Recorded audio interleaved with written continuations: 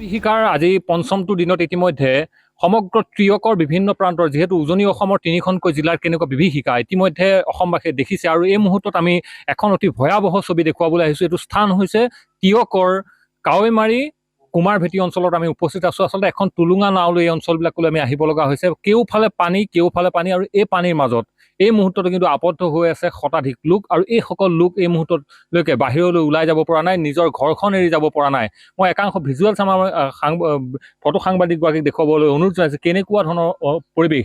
প্ৰতিখন ঘৰ আচলতে কিমানলৈকে পানী আৰু এই পানীৰ মাজত এই মুহূৰ্তত নিজৰ কণ কণ ল'ৰা ছোৱালী লৈ পেলাই নিজৰ পশুধন লৈ এই মুহূৰ্তত আচলতে সাপে বেঙে এনেধৰণে এই মুহূৰ্তত সহবাস কৰিব লগা হৈছে এইসকল লোক।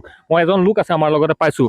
কেনেকুৱা কেতিয়াৰ পৰা আচলতে এই পানীটো আপোনালোকৰ ইয়াত সোমাইছে? আজি 4 দিনমান হ'ল বহুত বিপদত সন্মুখীন কৰা হৈছে আৰু আপোনাৰ গোটেই মানুহখিনি গোটেই এৰিয়াৰ মানুহখিনি বহুত কষ্টত ভোগ কৰিবলৈ গৰু ম'হ আদি কৰি পেলাই সেই মানুহখিনি এতিয়া ক'ত আছে? মানুহখিনি কিছুমান গৈছে মথাউৰিলৈ গৈছে, মথাউৰিত আছে, কিছুমানে খাবলৈ পোৱা নাই, কিছুমানৰ ঘৰ ভাগি গৈছে, কিছুমান এনেকেই ঘূৰি ফুৰিছে, তেনেকুৱা হৈছে। এইবিলাক এই পৰিৱেশবিলাক চাবলৈ আপোনালোকৰ এই অঞ্চলবিলাকত আহিছে নাই? কোনোবা জনপ্ৰতিনিধি হওক বা প্ৰশাসনৰ কোনো লোক আহিছে নাই? আপোনাৰ সা সুবিধাখিনি পাইছে নাই? সা সুবিধাখিনি আপোনাৰ ৰিলিফ পাইছোঁ বাৰু। 3 দিনত দিছে চৰকাৰে। আহিছিলোঁ বাৰু, আমাৰ জ্যোতি ছাৰো আহিছিলে, তেখেত আহিছিলে, আহি পেলাই চাই চিতি গৈছে, আহিছিলে আৰু দিছে বাৰু 3 দিনৰ ৰিলিফ দিছে আমাক। তাৰপিছত আকৌ যদি আহে এইটো গম নাপাওঁ। নিশ্চিতভাৱে চাওক, মই আৰু এগৰাকী বাইদেউক আমি এই মুহূৰ্তত মই পাইছোঁ কাষতে। এই কেনেকুৱা ধৰণৰ যিহেতু দেখিলোঁ আপোনাৰ ঘৰখনেই প্ৰায় পালোহি। আপোনাৰ ঘৰখনত পুৰা পানী। ক'ত আছে মানুহখিনি? ক'ত আছে আপোনালোকৰ ঘৰৰ মানুহখিনি? মোৰ ঘৰটো একেবাৰে বেৰ চেৰ ভাঙি পৰি গৈছে। মই ইয়াতে আহি পেলাই ৰৈ আছোঁ, ইয়াৰ পানীৰ ওপৰতে আছোঁ এতিয়ালৈকে। কিন্তু আমি বহুত কষ্টত আছোঁ। গোটেই আলমাৰি চালমাৰি কাপোৰ কানি আমাৰ চব তিতি গৈছে। এতিয়া আমি হেৰিত আছোঁ, ল'ৰা ছোৱালীকেইটা এতিয়া নাও এখন আছে বুলিহে মানুহবোৰ বাচি আছোঁ।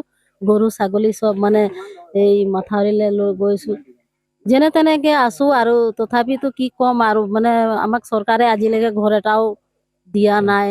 সেইটোতো যথেষ্ট এটা জটিল সন্ধিক্ষণ এইটো। আৰু এই মুহূৰ্তত মই আপোনাৰ পৰাই জানিম, লৈ আহিলে আমাক এই স্থানলৈ, ধন্যবাদ জনাইছোঁ। যথেষ্ট বিপদসংকুলভাৱে লৈ আহিছে।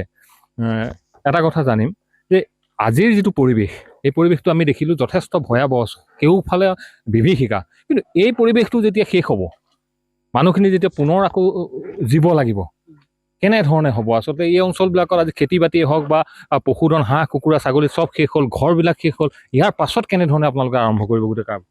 আমি চৰকাৰক এটাই অনুৰোধ জনাম যে আমাৰ এই জাঁজি মথাউৰি যিটো ছিগিছে, এই জাঁজি মথাউৰিটো সোনকালে নিৰ্মাণ কৰি দিব লাগে। তেতিয়া আমি এই পানীৰ পৰা ৰক্ষা পাম আৰু এই খেতি কৰিবলৈ ৰাইজে অকণমান সহায় পাব। সেয়ে আমি হেমন্ত ছাৰলৈ ধন্যবাদ জ্ঞাপন কৰিছোঁ। আগতে এনে পানী পাইছে নে? আগত পানী পাইছোঁ, কিন্তু আজি 2 বছৰৰ পৰা নাই, এইটো এইবাৰ প্ৰথম বেছি হৈছে। নিশ্চিতভাৱে চাওক, এয়া পৰিৱেশ। আৰু মই এই মুহূৰ্তত আৰু এজন আছে, মই আপোনাৰ পৰা কিছু কথা জানিম। কেনেকুৱা ধৰণৰ এই গোটেই কথাবোৰ কেনেধৰণে চাইছে? সা সুবিধা যিটো এইটো বিভীষিকা, এই সময়ত যিমানে সুবিধাৰ কথাটো নাহকেই, কিন্তু ঘটনাটো হ'ল এই বিষয়বোৰ চাবলৈ কোন আহিছে? মাথাউৰিটো ভগাৰ কাৰণে হঠাতে পানীটো আহি গ'ল, মানুহৰ বহুত ক্ষতি হ'ল। হয়, ফিচাৰীৰ পৰা ধৰি গৰু ছাগলীৰ পৰা ধৰি বহুত লোকচানত থাকিবলগীয়া হৈছে মানুহখিনি। এই যিবিলাক অঞ্চল, এইবিলাকতো কৃষি প্ৰধান অঞ্চল। ইয়াত মানুহ লোকে অকল খেতি পথাৰটোতো বাৰু বাদেই দিয়ক, খেতি পথাৰটো মানুহৰ নহয়ে এইবাৰ। কেনেকে চলাব দিনবোৰ? কেনেকে যাব ইয়াৰ পৰৱৰ্তী পৰ্যায়ত? তেনেকে যাব আৰু, কি কৰিব, উপায়তো নাই। কঠীয়া চব গ'ল। ক'ত আছে আপোনাৰ ঘৰৰ মানুহ? ক'ত আছে? ঘৰৰ মানুহ এতিয়া ঘৰতে আছে। পানী সোমোৱা নাই? পানী সোমাইছে, পানীৰ মাজতে থাকিবলগীয়া হয়। চাওক, এয়া পৰিৱেশ আৰু ইয়াত টিয়কৰ পৰিৱেশ, মৰিয়নি বিধানসভা সমষ্টিৰ কাৱৈমাৰী অঞ্চলৰ পৰিৱেশ। আৰু এনেধৰণে প্ৰতি ঘৰ মানুহ, এই যিটো অঞ্চল বৃহত্তৰ কলবাৰী অঞ্চল, এজাৰগুৰি অঞ্চল, কণ্টিজান অঞ্চল, এই যিবোৰ অঞ্চল, যি অঞ্চলবোৰ অতি দুৰ্গম, এইবোৰ স্থানত হয়তো আজিৰ তাৰিখত বহু সময়ত প্ৰশাসনো আহি পাবলৈ জটিল। আৰু এই অঞ্চলবোৰত এতিয়াও কিন্তু শতাধিক লোক বানৰ মাজত আবদ্ধ হৈ আছে। আৰু এই সকলো লোক এনেধৰণেই কণ কণ শিশুসকলক লৈ কিন্তু পানীৰ মাজত আচলতে জীৱন অতিবাহিত কৰাইছে। এই ছবি আমি ৰাজ্যখনৰ মুখ্যমন্ত্ৰীজনক দেখুৱাইছোঁ।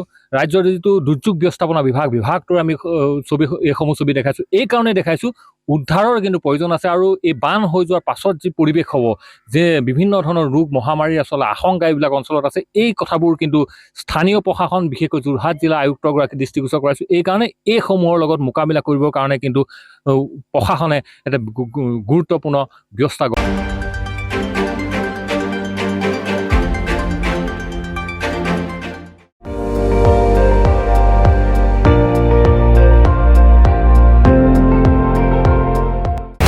আপুনি চাই আছে ND24, সৰ্বশ্ৰেষ্ঠ নহয় সৰ্বোত্তমৰ দৌৰত।